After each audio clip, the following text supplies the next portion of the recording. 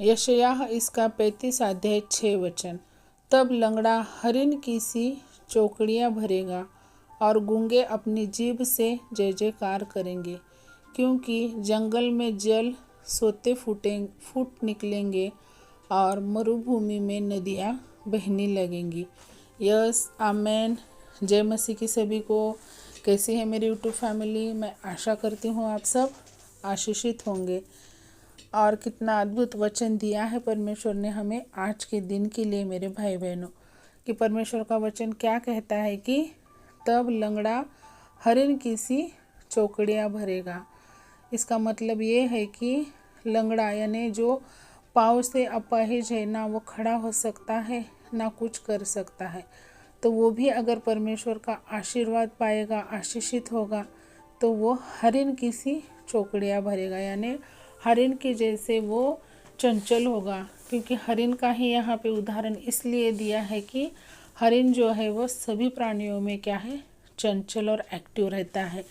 तो हर वो लंगड़ा इंसान, हर वो पुरानी बीमारियों से जूझ रहा है, हर वो अपनी मुसीबतों से क्या थक चुका है, हार चुका है, उनके लिए यह वचन है मेरे भाई बहनों, कि जब परमेश्वर का आशीष आता है, यहोवा का आशीष आता है, तब वो हरिन की सी चौकड़ियाँ भरेगा और गूंगे अपनी जीभ से जय जयकार करेंगे। यस, आमेन। कितना बड़ा अद्भुत ये चमत्कार है कि जब यीशु मसीहा मानव रूप में थे, तभी भी उन्होंने ऐसे ही बहुत से चमत्कार किए मेरे भाई बहनों। उन्होंने अंधों को आंखें दी, लंगड़ों को चलवाया है, और जिनको क्या थे, हाथ में दिक्कत थी, तो उनको परमेश्वर ने उनके हाथ को, सूखे हुए हाथ को उन्होंने उसमें जान भरी है ना। तो कितने अद्भुत अद्भुत कोड़ियों को परमेश्वर ने चंगा किया है। तो परमेश्वर हमेशा चमत्कार करने के लिए, हमें आशीषित करने के लिए तैयार रहते हैं। तो हमें भी उनके ब्लेसिंग को रिसीव करना है और गूंगे अपनी जीभ से जय जयकार करेंगे। यस, आमेन। हर एक गूंगा इंसान परमेश्वर का जय जयकार अपनी जीभ से करेगा। तो यहाँ पे गूंगा यानी जिसको बोलना नहीं आता, वो तो इंसान है ही, लेकिन जो परमेश्वर को नहीं जानते, जब परमेश्वर की सुवार्ता उन तक जाएगी और वो जीवित परमेश्वर को जानेंगे, तब वो लोग भी अपनी जुबान से परमेश्वर का जय जयकार करेंगे। ये वचन हमें बता रहा है मेरे भाई बहनों।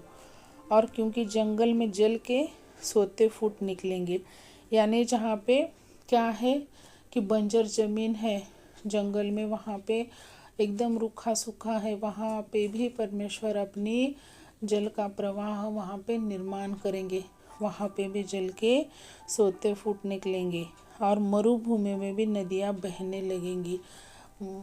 मरुभूमि यानी क्या, बंजर ज़मीन, जैसे हमें वाळवन रेगिस्तान हम जिसे कहते हैं, उस भूमि में भी यीशु मसीहा क्या करने वाले हैं कि नदियाँ बहाने वाले हैं। तो ये सिवाय परमेश्वर के, यीशु मसीहा के अलावा और कोई नहीं कर सकता। तो कितने बड़े ब्लेसिंग परमेश्वर ने हमारे लिए रखे हैं मेरे भाई बहनों। तो हमें इन वचनों को रिसीव करना है, इन ब्लेसिंग को हमें यस और आमीन कहते हुए रिसीव करना है, क्योंकि मुझे नहीं पता कि वचन किसके जीवन में क्या कार्य करेगा। तो हमें हर समय उनको ग्रहण करते रहना है मेरे भाई बहनों। तो इस वचन के लिए हम परमेश्वर को शुक्रिया अदा करते हैं। आइए हम छोटी सी प्रार्थना करेंगे। Hallelujah, hallelujah. धन्यवाद, धन्यवाद, धन्यवाद। आकाश पृथ्वी के निर्माण करता हम आपकी चरणों में आते हैं मेरे राजा। इस अद्भुत वचन के लिए हम आपको कोटि कोटि धन्यवाद करते हैं मेरे राजा। यह साहबा, जैसे आपका वचन कहता है कि लंगड़े चलने लगेंगे, दौड़ने लगेंगे, हरिन के समान वो उछल कूद करेंगे। यह सब और गूंगे बोलने लगेंगे, गीत गाकर आपका स्तुति गान करेंगे। तो यस, हम इस वचन को रिसीव करते हैं in the name of Jesus. और आप बंजर और रूखी सूखी ज़मीन में भी नदियाँ बहाने वाले हैं। तो कितना ब्लेसिंग आप हमारे लिए दे रहे परमेश्वर। हम उससे वंचित ना रहे मेरे अब्बा। हम आपके वचनों पर चले, हम आपके पीछे हो, हमें ऐसा आशीर्वाद दीजिए और हमें उसमें सहायता और मदद कीजिए। ये छोटी सी प्रार्थना मैं यीशु मसीहा के सामर्थ्य नाम से मांगती हूँ पिता, सुने और कबूल करे। आमेन।